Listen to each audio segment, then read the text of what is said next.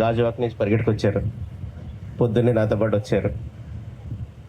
వాస్తవంగా మన జీవిత సత్యాల్ని, మన సంస్కృతి సాంప్రదాయాల్లో వస్తున్న మార్పుల్ని చాలా అద్భుతమైన హాస్యరసం జోడించి, మాటల తోటల్లో మన హృదయాల్ని తాకేలా చెప్పగలగడం వారికే సొంతం. ఇంత అద్భుతమైన వ్యక్తులు మన మధ్యలో ఉండడం మన అదృష్టం. ఈరోజు వారి మాటలను వినడానికి రావడం, వారి ముందు ఒక నిమిషం మాట్లాడడం కూడా చాలా అదృష్టం.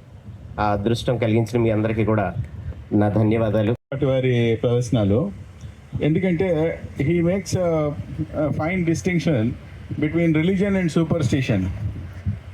అంటే దేవుడి మీద నమ్మకము, ఈ మూఢనమ్మకాలు, ఈ రెండిటికి ఒక డిస్టింక్షన్ తెచ్చి మాట్లాడే వాళ్ళల్లో ఆయన ఒకడని నాకు